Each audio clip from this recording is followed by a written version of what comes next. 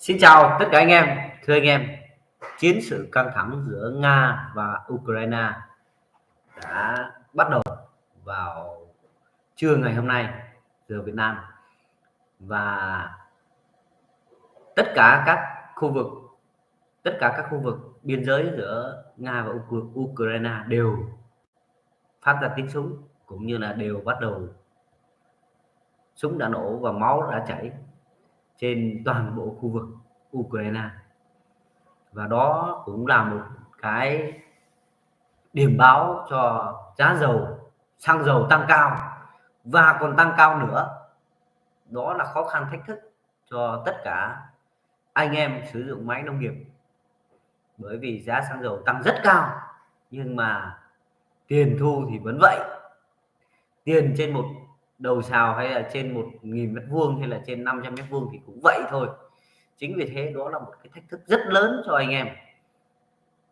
Bình thường ấy thì tiền xăng dầu, tiền chi phí nhiên liệu nó chỉ chiếm từ 13 đến 17% thôi.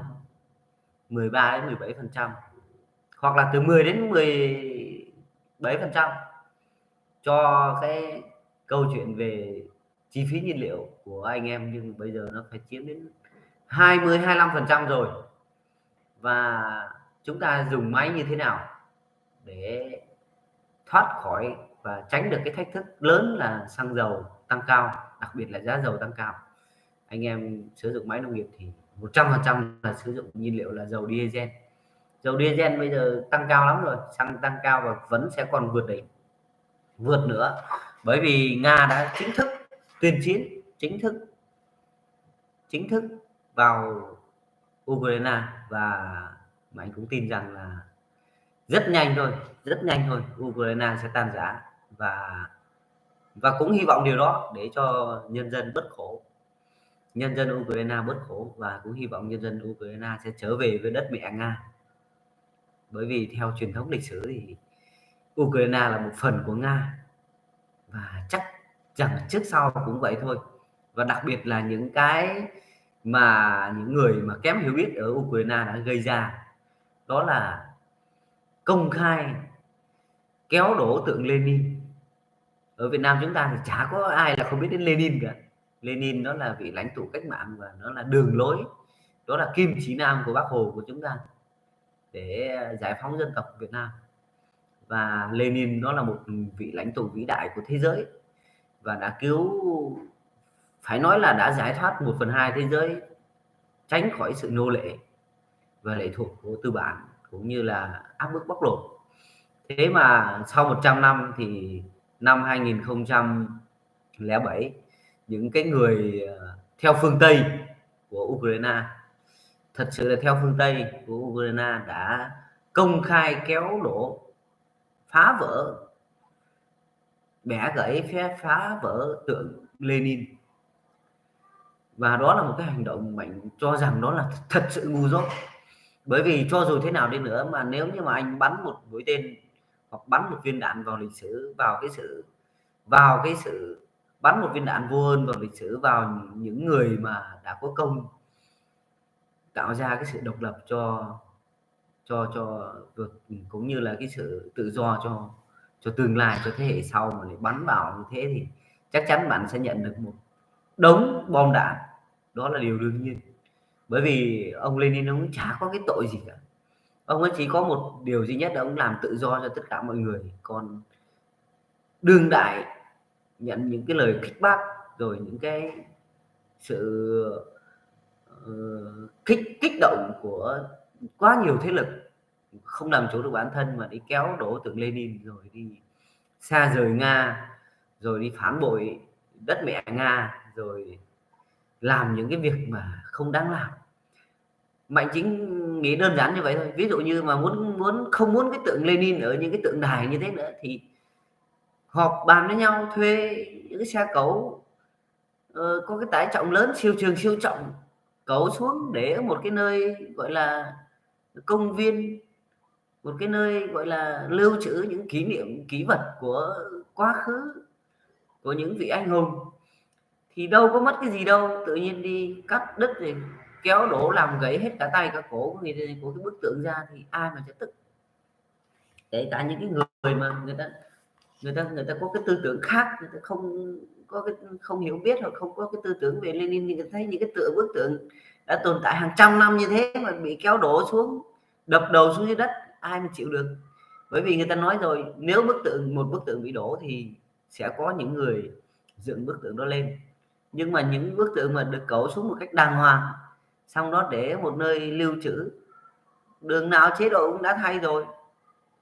Kiev, thủ đô Kiev của Ukraine cũng đã thay tổng thống nhiều lần rồi và theo phương Tây rồi, chuẩn bị gia nhập NATO rồi, cuối cùng có những cái hành động ngu dốt, trong khi nợ Nga thì không trả. Chứng tỏ Việt Nam của chúng ta vẫn đang còn quá ngon, vẫn còn quá tuyệt vời. Ukraine là đất nước quá phát triển, quá thịnh vượng mà cuối cùng là người ta như thế.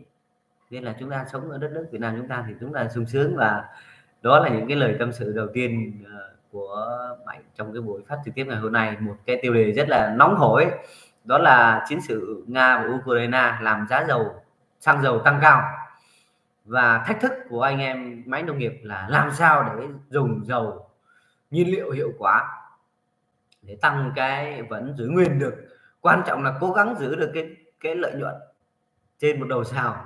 Thôi thì giá dầu tăng nhưng mà đầu sào thì tiền thu đầu sào thì không tăng, nhưng mà làm sao để chúng ta giữ được cái lợi nhuận trên đầu sào.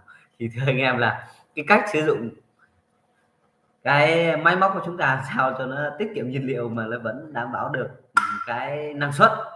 Thì Mạnh có một cái tư vấn cho anh em, đó là ví dụ như Mạnh ví dụ thôi nhá, đây là cái kim ga đi, đây là cái kim ga này, anh em nhìn này, khi mà chúng ta đề ga lên kim ga nó lên này, đó, thế thì đâu đó chúng ta khi mà hoạt động ấy, thì chúng ta sẽ ga nó sẽ có một cái vạch, chúng ta cảm thấy là vừa đủ lực vừa đủ tải, thì thưa anh em là chúng ta điều tiết ga là một sự rất rất quan trọng trong cái việc là chúng ta làm tiết kiệm nhiên liệu và sử dụng nhiên liệu nó hiệu quả. Đó là nó chỉ giảm đi một vạch thôi, tức là khi mà chúng ta đây là mức ga không tải nhé, ví dụ đây là kim ga nó đang đứng mức không tải, mà tùy theo việc cài kéo sới, tùy theo chúng ta cài kéo sới gì đó, lồng rồi bừa, thì chúng ta ga một mức không tải vừa đủ.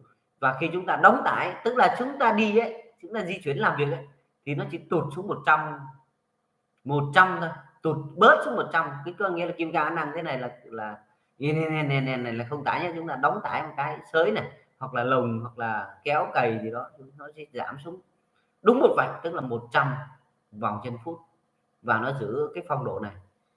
Khi mà chúng ta vào tải hoặc là nó lên thế này, đó là chúng ta đóng đúng tải, chúng ta dùng đúng cái công suất thì nhiên liệu nó sẽ bớt tiêu hao. Còn nếu anh em làm đang ga thế này mà động cơ nó đóng tải cái nó tụt xuống thế này một cái, thì không phải là cứ ga nhỏ là tiết kiệm nhiên liệu đâu nha, mà khi mà xuất xuống này thì cái hệ thống điều tốc tự động trong bơm valve nó sẽ tự mở cửa nhiên liệu ra rất là to để nó kéo tải lên, thưa anh em.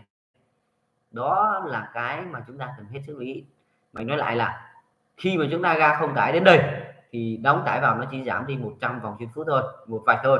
Thì đó là cái cách sử dụng máy để máy tiết kiệm nhiên liệu nhất và thoát tải nhất cho anh em, để tránh trường hợp là chúng ta mua 300.000 tiền xăng, 300.000 tiền dầu mà làm hết 200, làm hết 290.000, còn mỗi 10.000 thôi thì hỏng hết.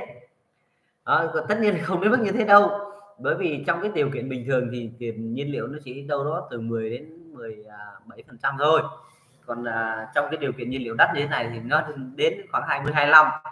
Có những anh em mình không biết dùng thì có thể đến 50% tiền nhiên liệu, thì thật sự là hỏng hết.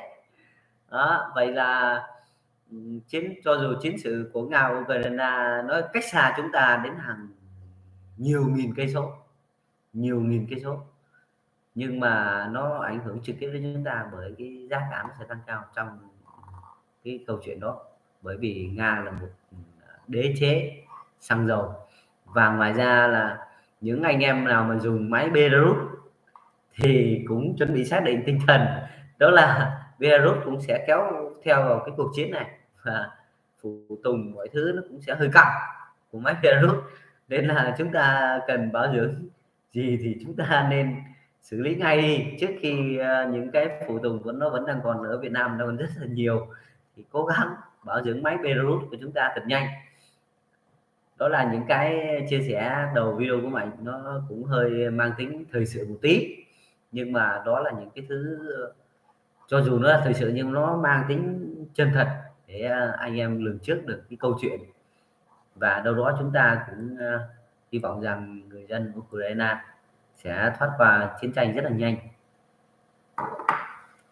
để ổn định lại cuộc sống. Chiến tranh thì rất là phức tạp. Đầu video thì cũng xin kính chúc anh em người khỏe, máy khỏe, làm việc vui vẻ và đạt năng suất rất cao. Xin chào Tường 9B, xin chào Tý Thanh, xin chào Cảnh Máy Cày, xin chào Phan Khải.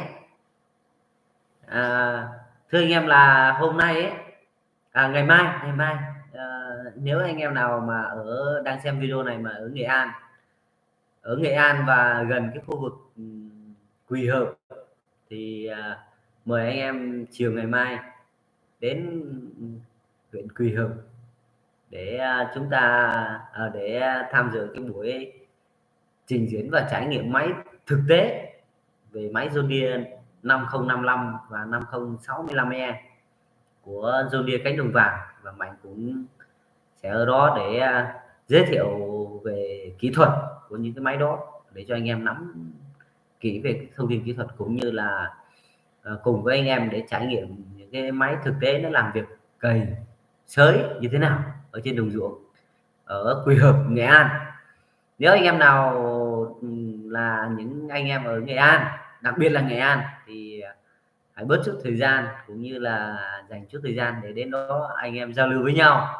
Và mai chiều ngày mai 1 giờ chiều ngày mai là anh em cánh đồng vàng John Deere sẽ làm chương trình cái đó, và Mạnh cũng sẽ ở đó để giới thiệu cái hệ thống kỹ thuật của hai cái máy đó cho anh em được biết.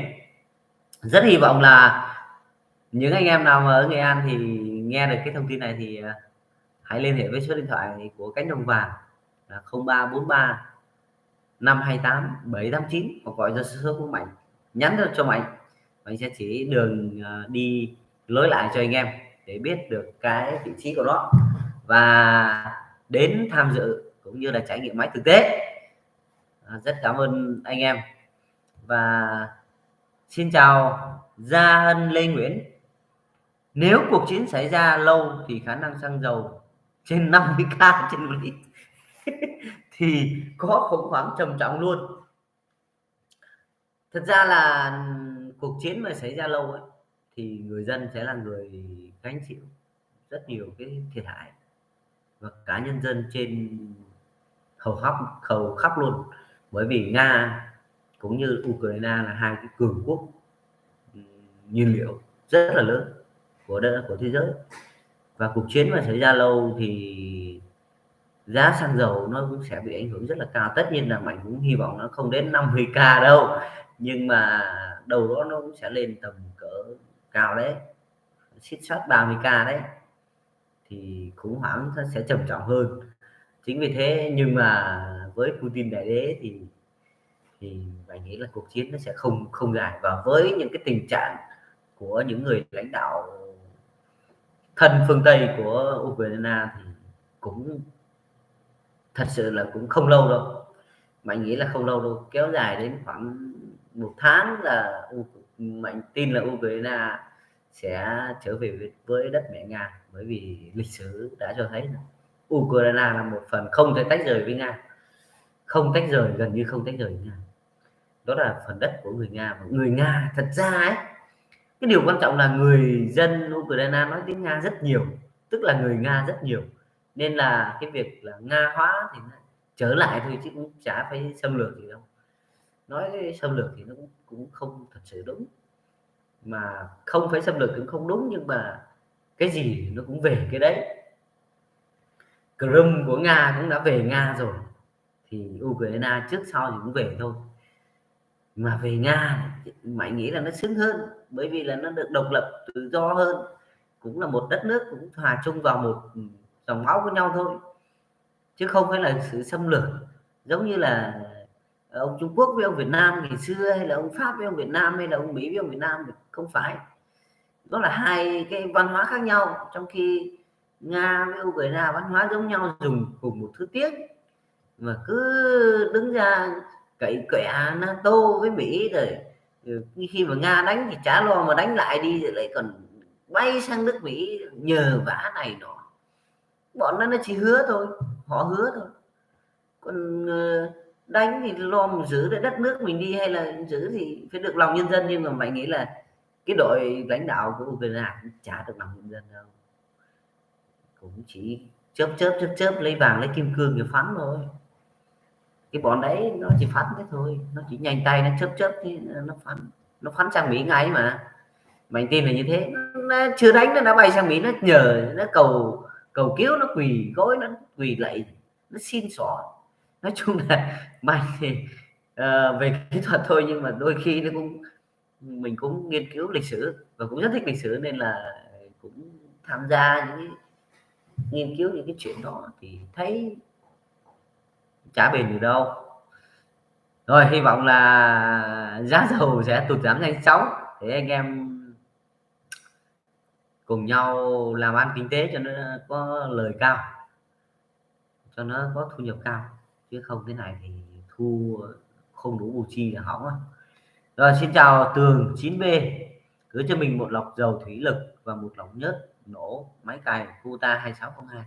Ok Tường 9B ơi, Tường nhắn cho Mạnh qua số điện thoại 0904 987 558, hoặc đó là số Zalo nhé.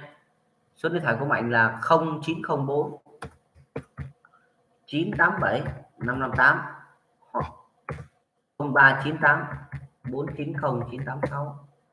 Hai số đó đều là số Zalo. Mạnh có vừa nhắn trên bình luận đấy, anh em nào mà cần hỏi trực tiếp, hoặc là cần Zalo, hoặc cần mua bán một cái gì đó, đặc biệt là mua phụ tùng chính hãng, rồi mua phụ tùng KTM, thì hãy liên hệ với Mạnh cũng được. Nhắn cho Mạnh hoặc gọi điện là xong nhé. Mạnh sẽ gửi về tận nhà, tận nơi, rồi anh em kiểm tra rồi xong rồi trả tiền cho người vận chuyển là xong. Rất là đơn giản như vậy. Và xin chào Phong Phạm, anh chỉ dùm em thay phanh máy cày với. Thay phanh máy cày gì bạn? Khi mà bạn thay phanh máy cày ấy, thì bạn chỉ cần là tháo cái cầu ra thôi, tháo cái bọng cầu ra, và bạn thay mã phanh là được. Tháo bọng cầu ra, tháo một cái bọng thứ hai nữa ra là phanh nó sẽ nằm trong đó. Thì thay phanh thì rất đơn giản, chỉ tháo ra là thay thôi, không có cái gì quá là nghiêm trọng để cần phải chú ý nhiều đâu. Phong Phạm như Phong Phạm nói rõ là máy gì thì mình có thể chỉ cho Phong Phạm kỹ hơn. Xin chào Khương Lưu Hữu, cho mình hỏi cầu trước của dòng John Deere cấu tạo có như dòng Kubota không vậy?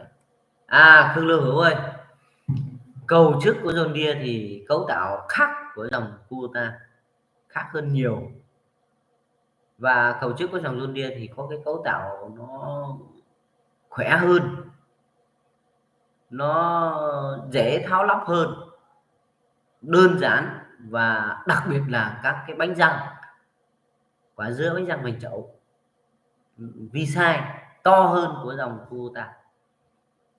Chắc chắn một điều là như vậy, bởi vì là dòng Kubota là cái cầu của nó là một cái trục thế này, một cái ống thế này, và nó nhét cả bánh răng vành chậu, nhét cả bộ vi sai vào trong cái ống này, vào trong cái ống như thế này. Đây. Nhưng mà dòng John Deere thì nó lại là ống này, nó là cầu và nó phình ra thế này, bánh răng vành chậu, bánh răng vi sai nó nằm ở chỗ phình đây, nó giống như cái cầu của cái ô tô tải, hiểu thế.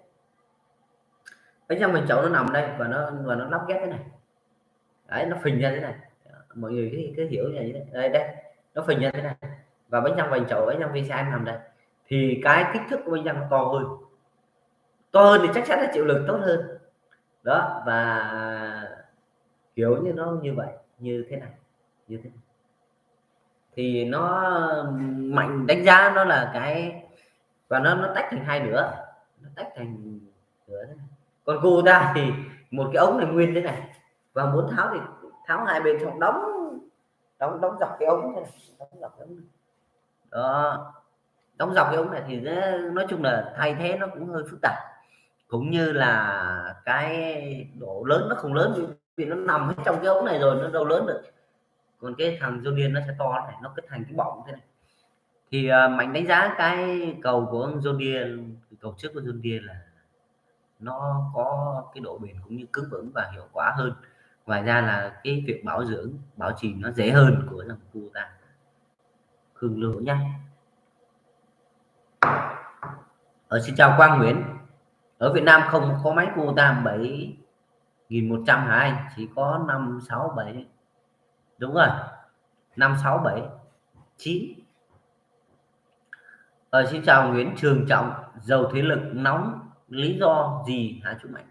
Dầu thủy lực nóng ấy, dầu thủy lực mà nóng ấy, thì gần như chỉ có một lý do lớn, đó là bơm nó quá tải, bơm thủy lực quá tải.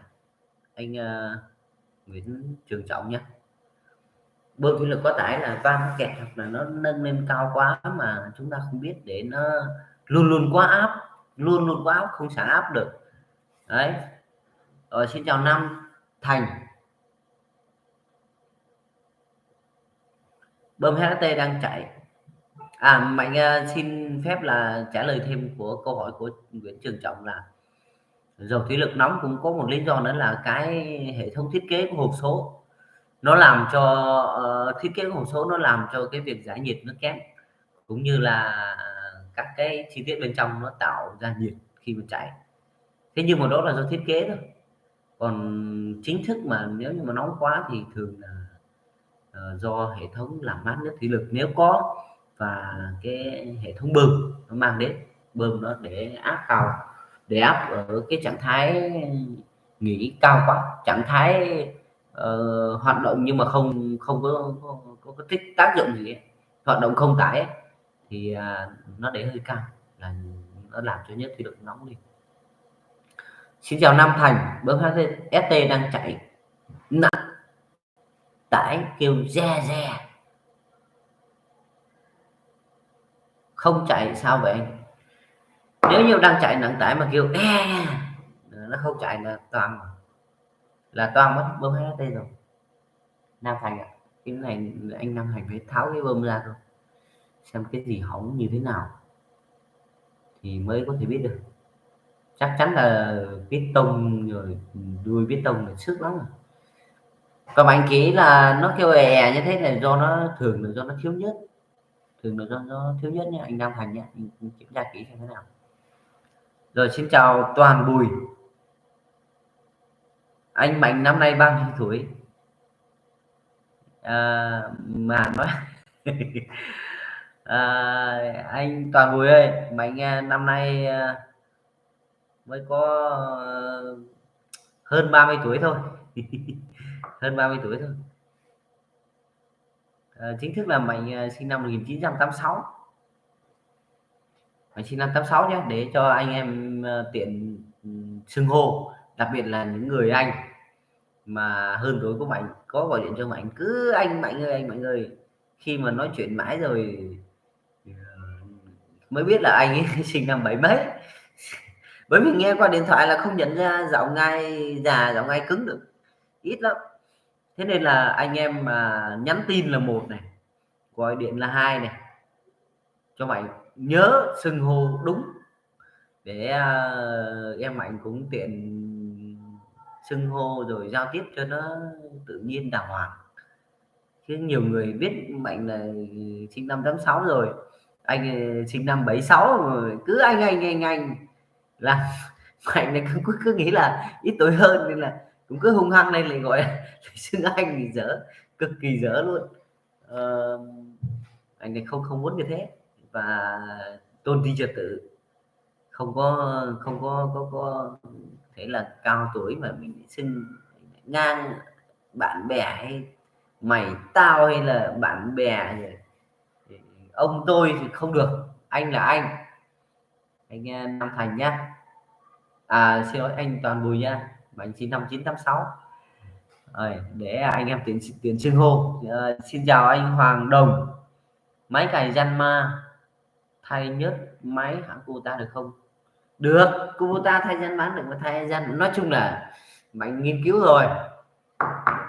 Kubota, Janma, John Deere, ba cái tiêu chuẩn nhớt gần như nhau, gần như đét nhau luôn, giống nhau hệt luôn. Có cái là các ông ấy cứ này nọ, các ông ấy cứ đặt đến chỗ này chỗ kia, cái nhà máy sản xuất khác nhau, nhưng mà kỳ thực ra tôi thấy những cái hãng đấy, ba cái hãng lớn đấy là tiêu chuẩn nhớt là giống nhau. Giống nhau hệt luôn, nhưng mà có ông bán rẻ hơn, có ông bán đắt hơn.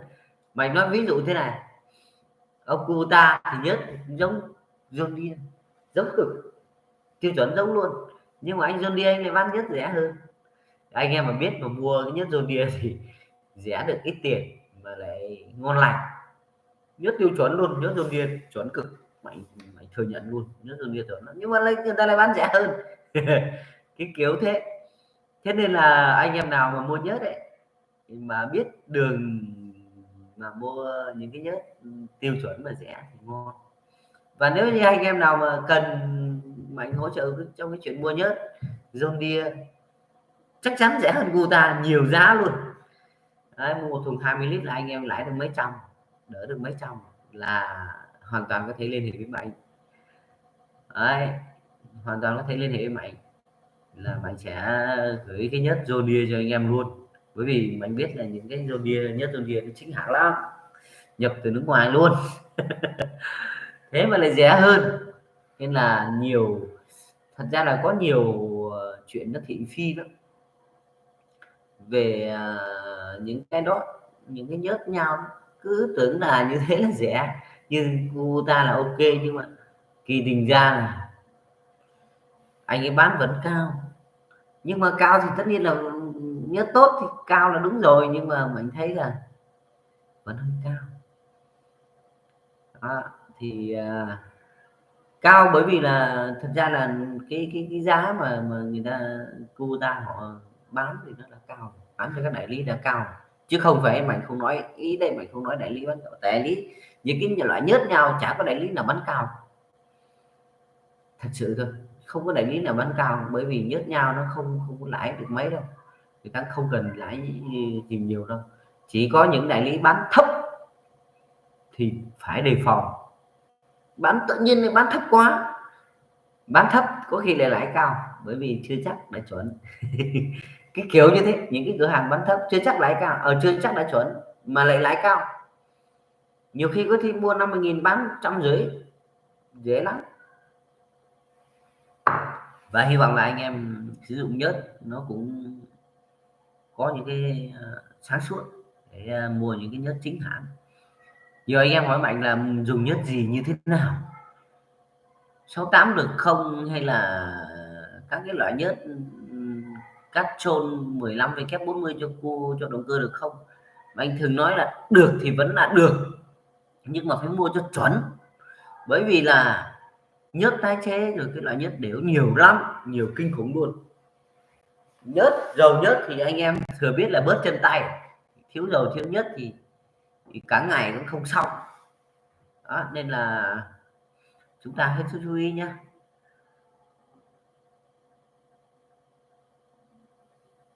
Rồi, xin chào Huy Nghiêm Trần, xin chào Bắc Hà Thái, chúc Huy Nghiêm Trần buổi tối vui vẻ nha.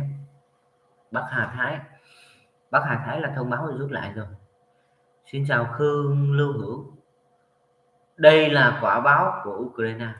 Thật sự Mạnh có, nói chung là Mạnh thì đam mê lịch sử từ bé rồi, từ thời đang còn đi học rồi, từ thời đang còn đi học đã làm, cũng đam mê, gọi là đam mê lịch sử chứ cũng chưa bằng người ta đâu, ghê lắm. Thì Mạnh cũng có một vài cái thành tích trong cái môn lịch sử. Cũng thi thố này nọ, Nhưng mà đúng là Mạnh cũng thích lịch sử thật, thích thật. Nó nghiên cứu lịch sử, nó có thấy những cái thứ mà nó rút rút kinh nghiệm trong cuộc sống. Bởi vì lịch sử nó là cái tấm gương phản chiếu của tương lai, và lịch sử thì thường là phải được lặp lại bằng một cách gì đó, hoặc là bằng một cái thời cuộc nào đó thì lịch sử nó sẽ lặp lại. Ví dụ như lịch sử lặp lại trong đá bóng chẳng hạn, Việt Nam vô địch AFF thì lịch sử nó sẽ lặp lại trong một cái khoảng thời gian nào đó, ví dụ năm ngoái, năm kia vô địch, thì đó là lịch sử lặp lại. Rồi Việt Nam thì mấy nghìn năm dựng nước và dựng nước, mà thường xuyên bị các nước đô hộ, đặc biệt là Trung Quốc, thì lịch sử luôn luôn lặp lại, cứ mấy trăm năm lại bị một lần. Nên là chúng ta nghiên cứu để chúng ta biết được, chuẩn bị nó lặp lại thì chúng ta còn tìm cách để một cách gì đó để chúng ta chuẩn bị tinh thần trước, hoặc là làm cho nó không lặp lại. Đó là lịch sử. Thôi nói đụng chạm đến một số cái thông tin chính trị văn hóa thì nó hơi nhạy cảm, nhưng mà dù sao chúng ta sống trong cái môi trường này, môi trường thông tin truyền thông này, thì chúng ta cũng nên nắm bắt một chút. Nên là Khương Lưu Hữu cũng cũng rất là có, thật ra những cái phát biểu phát ngôn thì nó là những cái góc nhìn thôi, lịch sử được tái hiện bởi các góc nhìn thôi. Thế nhưng mà đã làm những cái lịch sử thông dụng ấy, thì mọi người cũng đã thấy rồi, đặc biệt là những người đất nước Việt Nam chúng ta, ai để đi kéo đổ một cái tượng đài quá lớn như Lenin như thế, hủy hoại những cái nền văn hóa, những cái công lao của những người đi trước, tạo nên lịch sử, tạo nên cái sự tự do cho cuộc sống hôm nay, mà vì vài đồng tiền xăng, vài đồng tiền dầu, vài cái sự kích tướng, có khi cho các ông được mấy lít xăng lít dầu, mấy ông theo phương Tây Ukraine, mấy lít xăng lít dầu các ông đi này nọ, cũng chỉ vì một vài cái hợp đồng kinh tế của các ông đảo chính lật đổ cả một đất nước. Nó không đáng, người không đáng. Thật sự là chiến tranh nổ ra thì ai cũng buồn, nhưng mà đúng là đó là cái giá phải trả cho cái sự buồn. Rồi, xin chào cánh máy cày. John Deere 5045 có lên giá chưa ạ? John Deere 5045 không không lên giá, mà hiện tại là máy móc nó đang chưa có cái cơ hội để nhập về. Thì cái này bạn cần quan tâm đến giá thì bạn có thể gọi đến số điện thoại 0343 528 789. Ờ,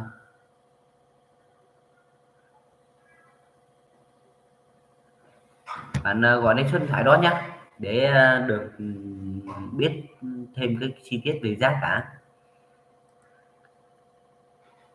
Xin chào Quang Nguyễn. John Deere 6175 là đã mạnh lắm chưa ạ? Em mới thấy bò sữa Thanh Hóa mới có ôi, John Deere 6175 là sao mạnh được? Ở bò sữa Thanh Hóa, Vinamilk Thanh Hóa đấy còn còn hơn 300 mã lực, con 6175 thì có 175 mã lực thôi. Còn Vinamilk ở nông trường Thống Nhất ấy to hơn, còn 300 mã lực, 370 mã lực. 8370, loại khủng long nhất ở Việt Nam. Tất nhiên là 175 mã lực là mạnh lắm, kinh lắm, anh ngồi đấy cứ con nó phê lắm. Trời ơi, ngồi đấy con ấy lái sướng, bởi vì số tiền nó to, số tiền ngồi gọi là vận hành một cái máy nhiều tiền lắm. Phê giống như phi công, áp lực giống như phi công, nhưng mà ở dưới đất nên là lái nó vẫn sướng. Con đấy nhiều tí lắm. 175 mã lực, 6175 như thế. Rồi, xin chào Cường Nguyễn. Chú chỉ cho anh cách thay phớt trục PDO và phớt trục quả dứa dàn phay khế 164 KRX dàn phay KRX 164. Xin cảm ơn anh. Em phớt trục PDO thì anh chỉ tháo 4 con ốc ở cái đuôi PDO ra, anh rút cái PDO ra và lắp lại thôi, và thay như phớt thôi. Còn thay phớt trục quả dứa thì anh tháo cái bọng ra, anh rút ra anh nhá.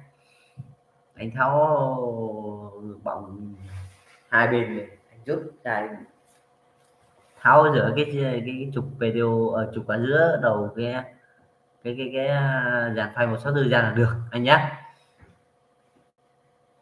Cái đó nó cũng thật sự nó cũng không khó đâu anh ạ. Anh tháo thì anh nhớ mấy cái căn, nhớ mấy vị trí anh căn đúng như thế là được. Xin chào Định Trương Ngọc. Chỗ ai làm máy không chỗ anh nhé, chỗ anh làm máy không cho em địa chỉ với. Địa chỉ của Mạnh là ở cánh Đồng Vàng, Thọ Xuân, hoặc là ở Gian Ma Thanh Hóa, hai cái vị trí đó, hoặc là ở KTM ở Thanh Hóa luôn.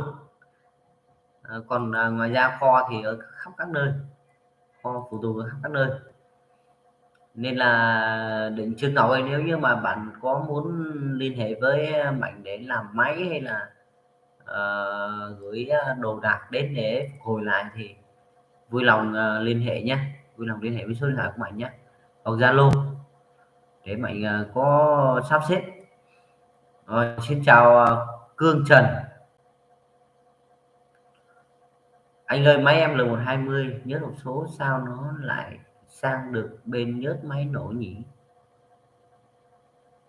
Đằng sau thì hết mà đằng trước thì thừa, trải ra theo ống thở là bị sao? Đó là do phớt của cái bơm thủy lực của bạn có vấn đề rồi. Cái bơm thủy lực ấy của bạn có vấn đề, nó tràn từ nhớt hộp số sang qua cái phớt đầu bơm thủy lực, đầu bơm thủy lực ở chỗ bơm cao áp ấy, và nó đẩy sang nhớt động cơ. Cương Trần nhé, cái đó cần phải xử lý ngay, không để lâu được. Rồi, xin chào Kim Trọng. Cục tiết chế điện 12V của Janma 1401 bị hỏng, mua cái mới có không Mạnh? Cái Janma 1401 nó cũ quá rồi nên là Mạnh cũng không nắm được là cục tiết chế nó hình thù kích thước làm sao. Thì anh nếu như mà cần những cái phụ tùng của Janma thì Mạnh nghĩ cũng sẽ có thôi, Mạnh nghĩ cũng sẽ có thôi. Phụ tùng Janma.vn là có rất là nhiều các loại phụ tùng. Thì một là anh có thể chụp ảnh cái tiết chế đó cho Mạnh sẽ đặt hộ anh cái chụp ảnh tiết chế này, nhắn địa chỉ số điện thoại này, qua Zalo, Facebook của Mạnh, và Mạnh sẽ đặt hàng hộ anh và gửi tận nhà cho anh luôn anh nhé. Xin chào Bắc Hà Thái, em dùng máy L124, máy nổ ga không có tải thì cứ hút. Cái này nó liên quan đến bơm cao áp và kim phun Bắc Hà Thái nhé, cũng như là cái thời điểm nổ. Bơm cao áp, kim phun và thời điểm nổ là ba cái đó nó liên quan đến câu chuyện là ga to là nó lục bục ấy, thì cần phải kiểm tra kỹ hoặc là cân lại kim bơm và chỉnh lại thời điểm nổ, thời điểm phun nó chuẩn thì mới được. Rồi, xin chào Trung Kiên Hoàng. Anh Mạnh ơi, cho em hỏi Kubota M7508 đời mới định ra mắt, bao giờ định ra mắt? Chưa có kế hoạch ra mắt bạn ơi. Khách hàng Trung Kiên Hoàng chưa có ý định ra mắt nhé, nên là mình cũng chưa nắm được thông tin. Xin chào BSB. Mà máy bác Giang Ma 2802 bác đi tầng nhanh mà chỉ được đến 10 đến 15 km, là sao, có phải máy đó chậm như vậy không? Đúng đấy bác ạ. Bác, máy nó chậm như thế đấy. Xin chào Hồ Hữu Nhâm, xin chào Nghĩa Vu, xin chào Hiệp Lương, xin chào Nghĩa Hà. Trình diễn chỗ nào ở Quy Hợp với anh? Trình diễn ở, mình nhớ không nhầm là ở Hợp Hòa. Bây giờ cái xã đấy cũng lâu lâu cũng quên mất tên xã, chỉ nhớ là ở Quỳ Hợp. Thì bạn có thể gọi vào số điện thoại 0343 528 789 bạn nhé. 0343 528 789 để để biết thêm cái chi tiết về vị trí. Mình tìm cái địa chỉ nào.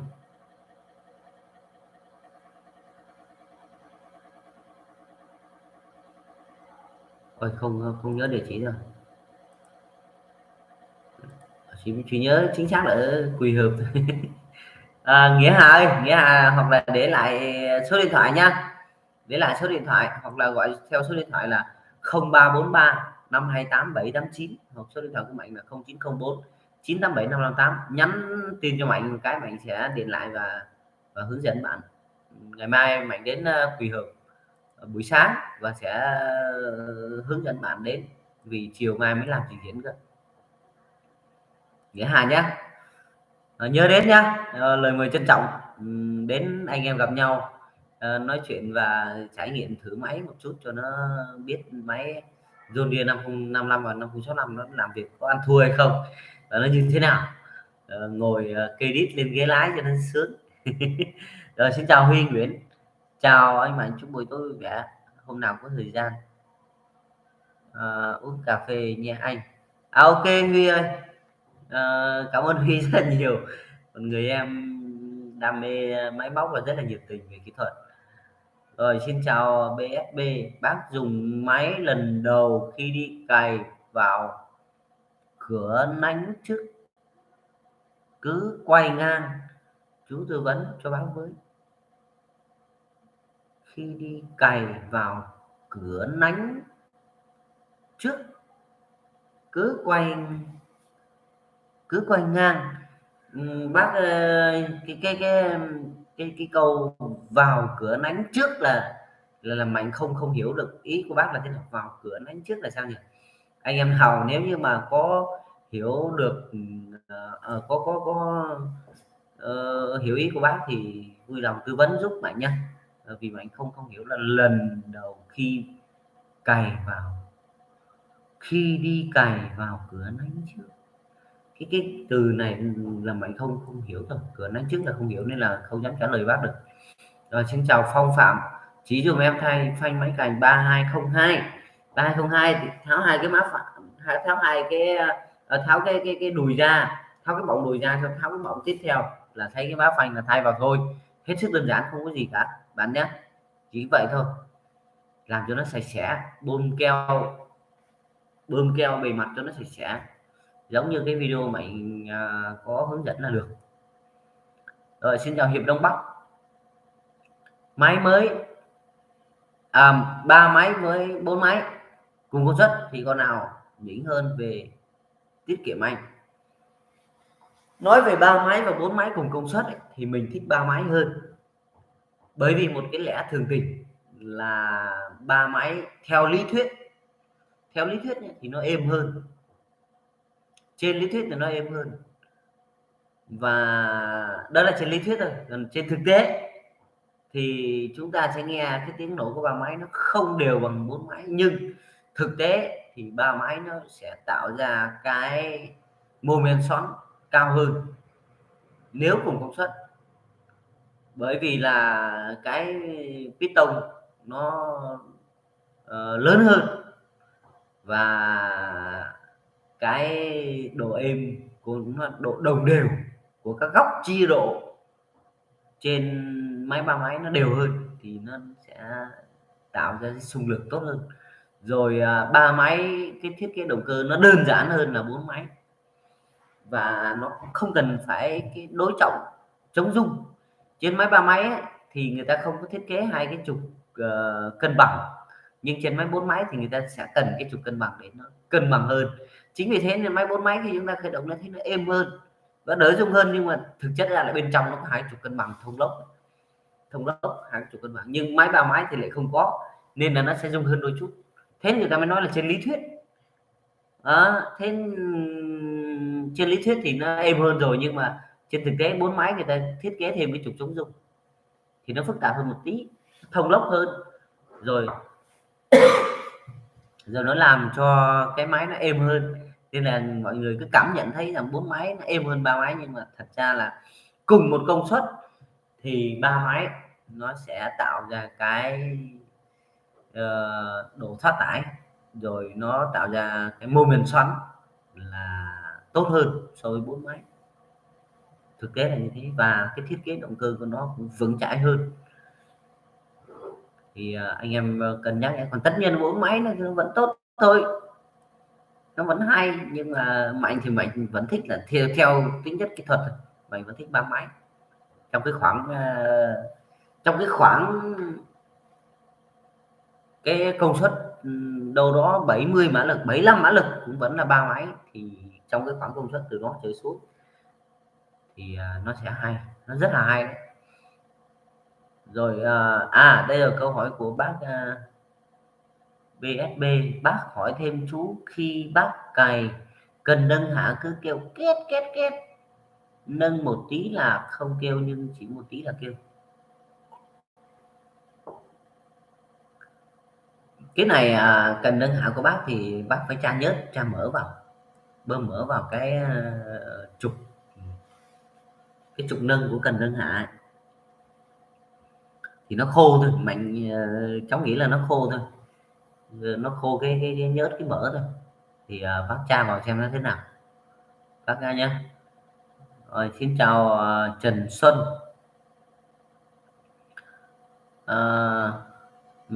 Cảm ơn Trần Xuân rất là nhiều. Khi Trần Xuân hỏi là máy em L124 em mới thay gioăng mặt máy, không hiểu sao khi máy vào tải thì không khói, nhưng nó bình thường thì khói mãi không hết, tư vấn giúp em.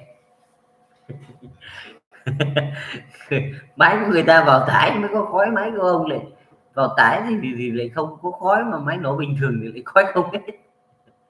Thật sự là oái oăm, buồn buồn và bi thảm. Rồi máy vào tải thì không có khói, nhưng mà có tải thì khói nhiều. Thì cái này xem lại xem có chỉnh cái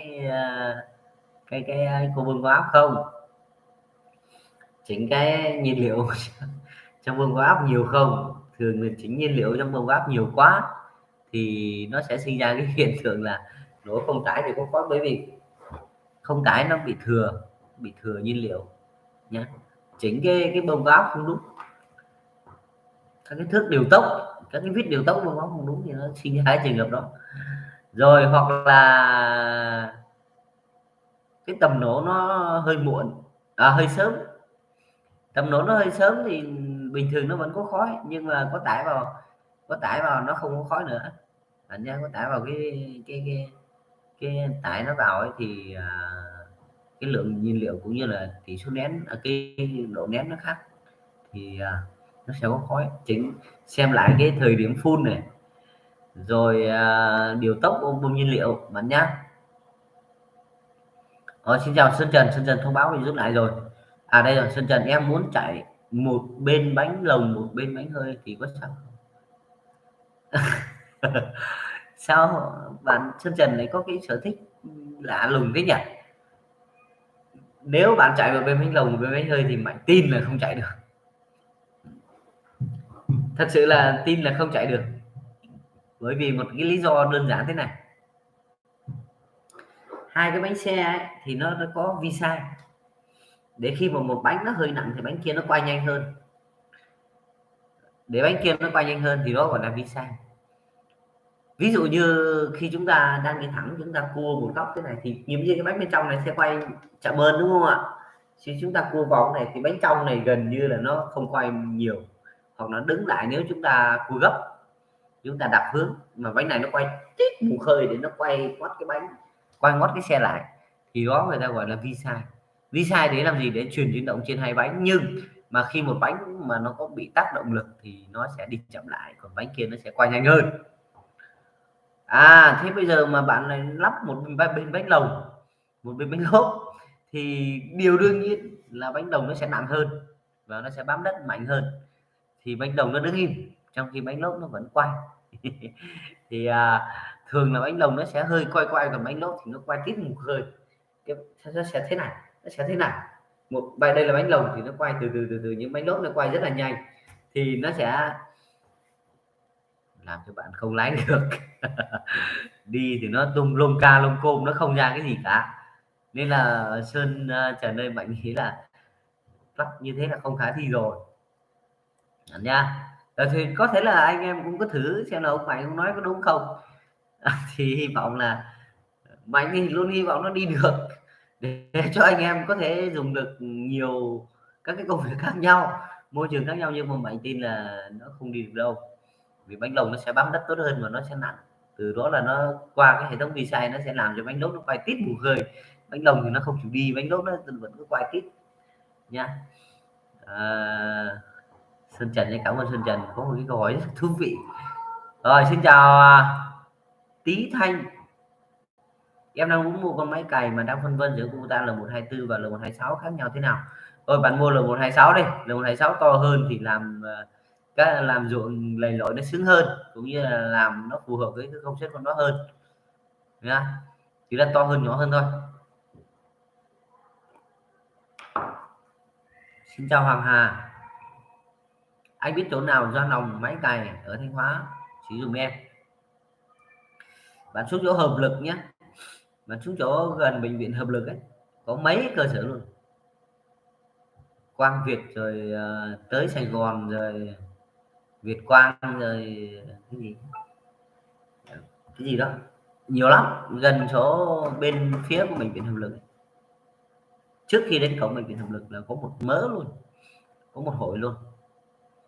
Xin chào Vi Nguyễn, đèn báo sạc sáng nhưng em dùng đồng hồ kiểm tra thì thấy sạc vẫn ngon, vậy có những nguyên nhân nào làm điều nó sạc sáng? Và anh Mạnh em mới thay rồi. Đầu tiên là Mạnh hỏi là máy của bạn máy gì, nhưng mà nếu như mà máy của bạn là máy L1 thì máy L1 đấy thì nó là như thế, người ta đấu lung tung từ bên kia thì nó bị như thế. Ngoài ra thì nó không ảnh hưởng, còn nguyên nhân gì thì đó là nguyên nhân là đấu điện chưa đúng, nên là xảy ra là cái đèn báo sạc nó sáng liên tục hoặc chập điện, chỉ có vậy thôi bạn Vi Nguyễn nhé. Rồi xin chào Mai Hồng Văn, xin chào Thắng CB.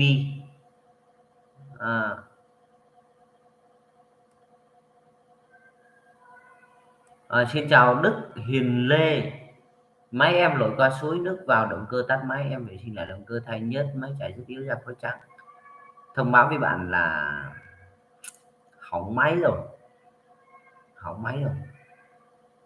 cái này bạn chỉ có khách sửa máy thôi, tháo mặt máy ra mình sửa lại, mà dễ nghi là bị cong tay bin lắm bạn nhé, cong tay bin sức piston sức xi lanh.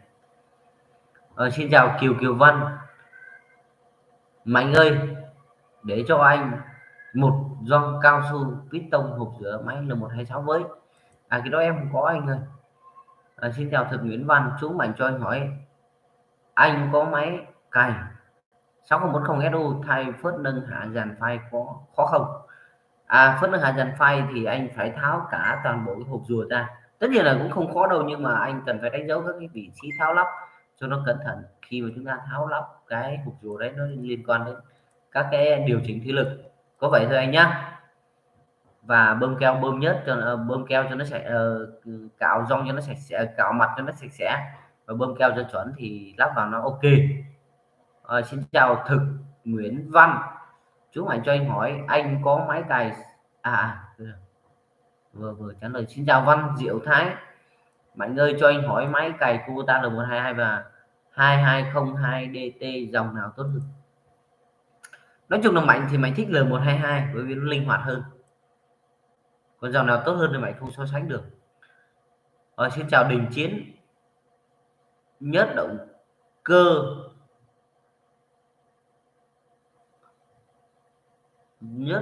cơ rô tia.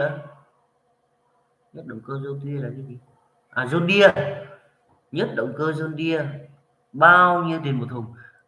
Cái này anh vào website đồng-vàng.vn hoặc là liên hệ với số điện thoại 0343 528 789 hoặc liên hệ với Mạnh qua số điện thoại 0904987558.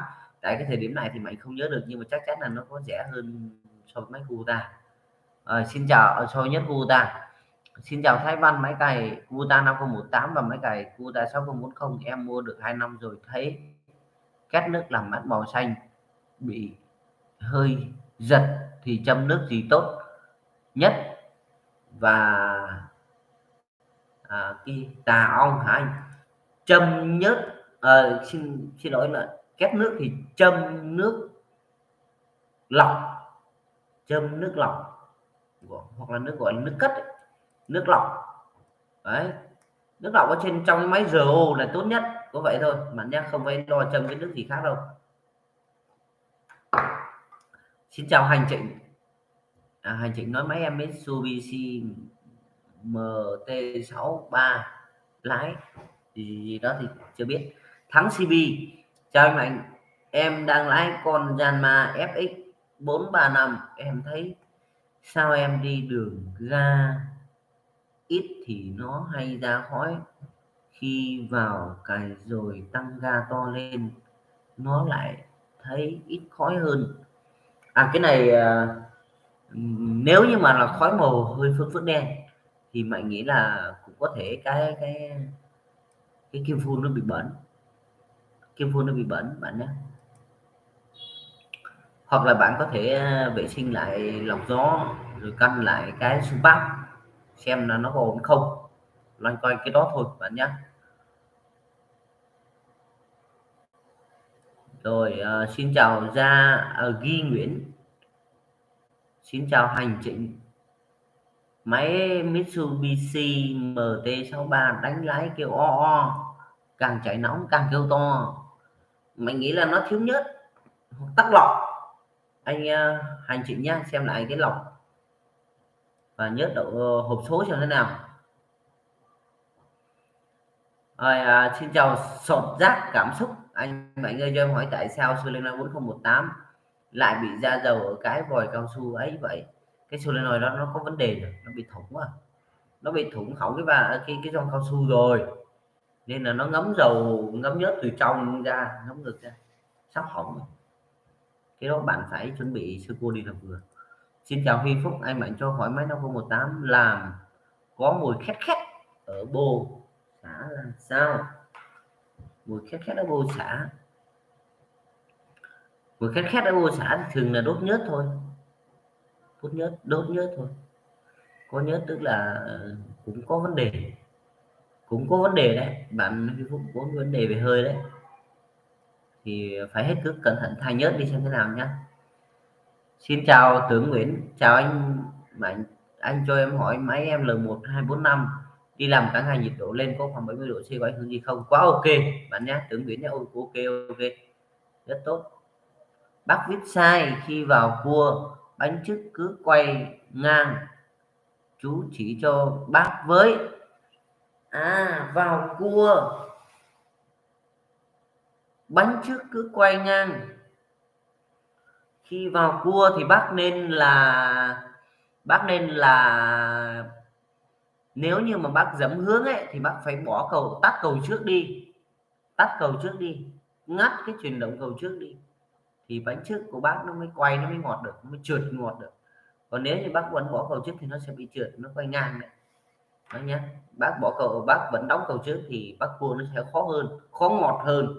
Còn nếu như cua không cần dẫm hướng thì nên đóng cầu trước, nhưng mà cua mà phải dẫm hướng thì nên bỏ cầu trước đi bác nhé. cắt cầu trước đi. Xin chào Hoàn Nguyễn, xin chào Lan Trần. Sao dòng máy L1 20 224 lại đắt hơn dòng L1 lẻ vậy anh? Bởi vì cái dòng đấy nó phun trực tiếp và cái độ bền của nó cũng tốt hơn bạn Lan Trần nhé, và nó ít dùng điện hơn. Rồi câu hỏi cuối cùng của Khang Nguyễn Đức: chào anh Mạnh, cho hỏi máy Zodiac 5040 dàn cày, đường kính và số chảo bao nhiêu thì đủ tải cho máy? Dàn cày đường kính chảo là 56, số chảo 6 là phù hợp cho máy bạn nhá, Khang Nguyễn Đức nhá. Rồi và một số các cái câu hỏi của anh em nữa mà Mạnh chưa thể trả lời trong buổi ngày hôm nay được, đó là của Linh Cute, Hạnh Hoàng, Vương Vũ, Yên. Còn rất là ít nên là Mạnh xin phép là trả lời nốt. Linh Cute chào anh, cho em hỏi giờ mình mua máy gặt mới thì nên mua hãng nào thì ok nhất? Máy gặt mới mua hãng nào thì ok nhất? Mạnh thật sự khuyến khích anh em mua xin lỗi, thật sự khuyến khích anh em mua Yanmar IH, thật sự luôn. Yanmar IH có rất nhiều các cái độ bền đặc biệt và sẽ làm cho chúng ta đỡ tốn chi phí rất là nhiều khi mà sử dụng, đặc biệt là đỡ tốn chi phí rất là nhiều và đạt hiệu quả cao. Anh em hãy cân nhắc những cái đề nghị này của bạn. Yanmar IH sẽ làm cho chúng ta đỡ tốn chi phí rất nhiều khi sử dụng, thật sự luôn, và khi sử dụng về lâu về dài nữa là sẽ rất đỡ tốn chi phí và đạt được cái độ sạch lúa cũng như là độ ưng ý của bà con chủ ruộng rất là cao, ít phá ruộng hơn, sạch lúa hơn và lái nó ngọt ngào hơn, cũng như là chi phí sẽ thấp. Mạnh tin là chi phí sẽ thấp, bởi vì là động cơ Yanmar nó là động cơ nổi tiếng về tiết kiệm nhiên liệu và thoát tải nó sẽ rất là ngọt, nó sẽ khỏe bạn nhé, nó sẽ thoát tải. Rồi xin chào Hạnh Hoàng, cho mình hỏi máy L122 của mình ra khói ở ống tiêu trên phía mặt máy là sao?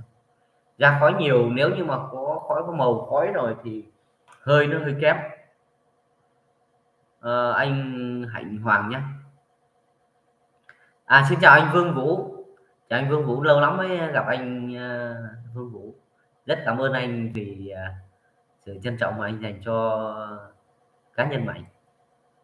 Rất cảm ơn anh, chúc anh luôn luôn mạnh khỏe và luôn luôn có tinh thần cao, cũng như là niềm đam mê máy móc tốt để đồng hành cùng máy móc nông nghiệp cho dù anh đã có tuổi rồi, cũng như là anh là một người rất là đam mê máy và có dành cái sự chân thành cho những người em máy móc như Mạnh. Cảm ơn anh rất là nhiều. Chúc anh và gia đình một năm mới sức khỏe, hạnh phúc, bình an và thịnh vượng, vạn sự như ý. Rất cảm ơn anh rất nhiều. Xin chào Yên, động cơ 4 máy và 3 máy cùng mã lực cái nào mạnh hơn? 3 máy nhá, 3 máy ngon hơn. 3 máy ngon hơn. Xin chào Nguyễn Dũng, xin chào Hạnh Hoàng. Ống thì ô thế hơi phía rồi kia, nếu ông nói ra khói là có vấn đề về hơi rồi, hơi bắt đầu xuống cấp nên là dùng nhớt cho chuẩn nhá bạn nha. Xin chào AECC, Mạnh ơi, cho hỏi L124 của em chịu lực lái nặng hơn so với máy khác thì khả năng máy bị bơm hay bót lái của vô lăng không được mượt lắm, cứ sượng có, đó là do bót lái, thường là do bót lái. Nếu ga hẳn lên mà vẫn sượng thì là do bót lái bạn nhé. Còn để chắc ăn thì bạn nên thay lọc đi, thay lọc mà vẫn vậy thì chắc chắn bót lái rồi, và thay lọc thì đường nào sẽ phải thay. Còn 2 câu hỏi cuối cùng có Hiệp Đông Bắc, cái bô của em hôm nay tự dưng rơi ra một cục bông rồi bô kêu to hơn.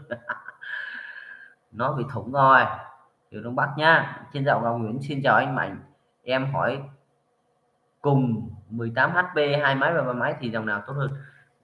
Mạnh thích 3 máy hơn, 3 máy là ngon hơn. và ba máy nó sẽ ổn định hơn và nó bền hơn.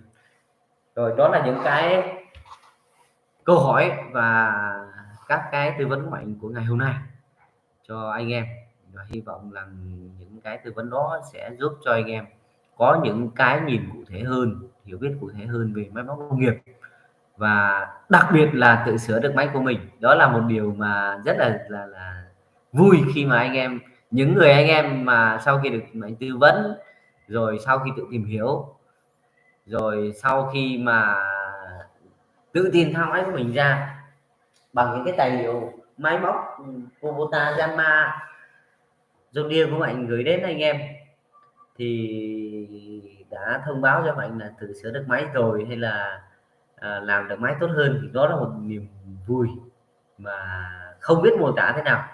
Nhưng mà đó thật sự là những cái tư vấn thật sự chân thành từ cá nhân Mạnh đến anh em, và hy vọng những cái tư vấn đó sẽ giúp cho anh em một phần nào đó chủ động làm cho cái máy của mình ổn định hơn. Và chúc anh em khi mà làm việc thì người khỏe máy khỏe và đạt năng suất cao, người thì vui vẻ sung sướng. Xin chào và hẹn gặp lại tất cả anh em vào video tiếp theo, và nhớ nhấn vào like, cho Mạnh một like nếu như mà thấy đồng tình, và ủng hộ tinh thần của Mạnh. Xin chúc anh em một buổi tối ngủ ngon vui vẻ, chúc cho chiến sự của Nga và Ukraine sẽ sớm trở lại, sớm đi vào hồi kết, để người dân Ukraine quay lại một cuộc sống bình thường mới, và đặc biệt là giá xăng dầu sẽ giảm xuống để cho anh em chúng ta dùng máy móc nó được lợi nhuận nó được giữ vững, để mang thu nhập về cho gia đình, mang tiền về cho vợ. Xin chào và hẹn gặp lại tất cả anh em vào các video tiếp theo.